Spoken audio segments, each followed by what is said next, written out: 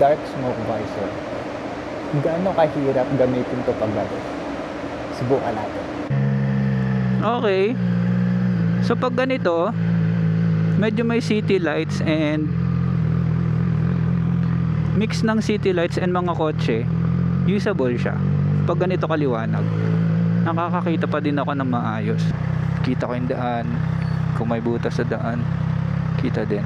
So far so good. Sobrang nakakakita pa rin tayo sa dark smoke visor. Not expecting this. Nakakakita pa din ako. Paano ba yan?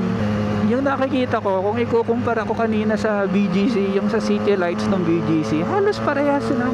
Malaking factor siguro na maraming sasakyan. Usable ba? Sobrang usable. At least sa use case ko guys.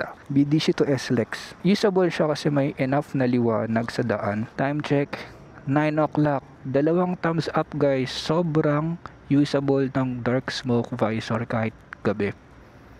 Wag lang uulan.